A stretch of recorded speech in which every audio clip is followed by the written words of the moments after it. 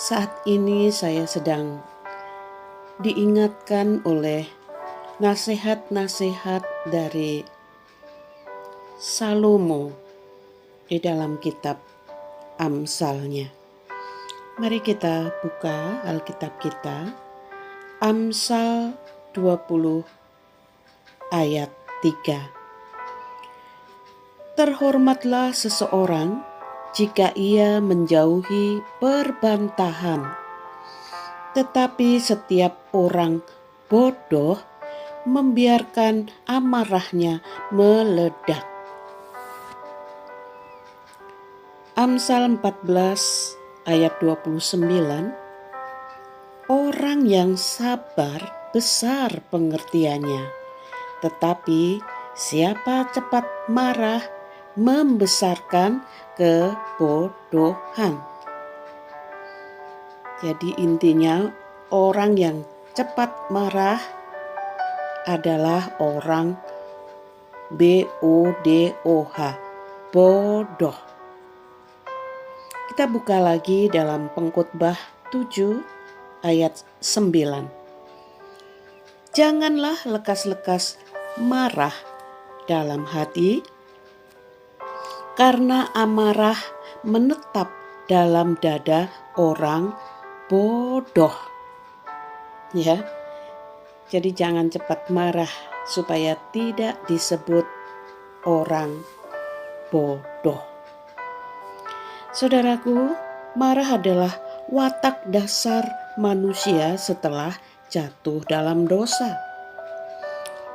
Adam pun juga marah ketika dia dibuang ke bumi dan mengalami hidup yang menderita.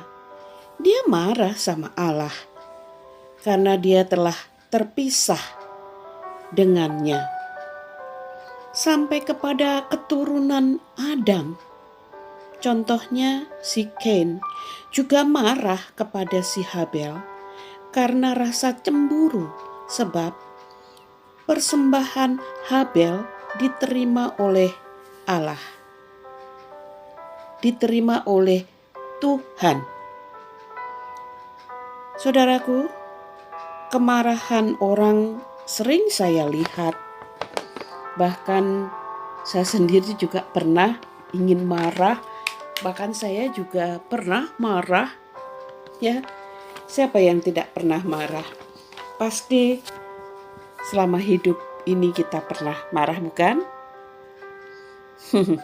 Tetapi saya belajar untuk mengendalikan emosi, tentu dengan pertolongan Tuhan. Kalau sudah Roh Kudus jamah hati kita menjadi dingin, menjadi tenang. Yang tadinya mau marah menjadi tidak mau marah. Bahkan hati kita menjadi damai, saudaraku. Untuk itu kita harus lebih intim, lebih dekat lagi sama Tuhan. Ya, memang tidak mudah untuk mengendalikan emosi, saudaraku.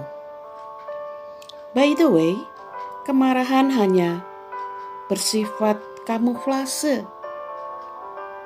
Ketika meledak kemarahan, serasa puas. Akan tetapi menimbulkan penyesalan yang mendalam di hati kecilnya. Apalagi dalam kemarahan sempat keluar kata-kata kutuk, kata-kata sumpah serapah, disertai kata-kata kotor lainnya. Saudara, jarang ada seseorang bila marah dengan bijaksana. Yang ada marah membabi buta. Sudah babi buta lagi. Terus pakai melampiaskan emosi, saudaraku. Oke, saudaraku, kemarahan tidak akan pernah menyelesaikan masalah. Justru akan memperbesar masalah itu. Ya, itu menunjukkan seseorang tidak punya penguasaan diri yang membuat orang tersebut yang dimarahi bukannya takut tetapi malah timbul rasa benci. Kemudian ada kayak semacam rasa dendam ya saudaraku. Dan itu menghilangkan simpati orang lain. Ketika seseorang marah, tidak pernah berpikir panjang. Tidak pernah memikirkan apa efek yang timbul setelah itu. Apa yang akan berdampak kepada pasangan hidupnya, anak-anaknya, teman-temannya, para sahabat, karyawan-karyawannya, atau siapa saja orang yang ada di sekitar kita. Sadarlah kawan, marah bukan solusi. Jangan dibiasakan cepat marah, ya. Oke, sebaiknya belajarlah perkataan yang positif yang dapat membangun wibawa diri sendiri agar mereka yang mendengarnya beroleh kasih karunia. Efesus 4 ayat 29 demikian. Janganlah ada perkataan kotor keluar dari mulutmu, tetapi pakailah perkataan yang baik untuk membangun di mana perlu, supaya mereka yang mendengarnya beroleh kasih karunia. Ajaran Rasul Paulus, saudaraku. Keluarkan kata-kata pujian, nasihat, ajaran-ajaran yang baik. Perkatakan perkataan yang menimbulkan semangat, kata-kata yang mendorong untuk membangun dengan penuh kasih kepada mereka yang ada di sekeliling kita. Yakobus 1 ayat 19.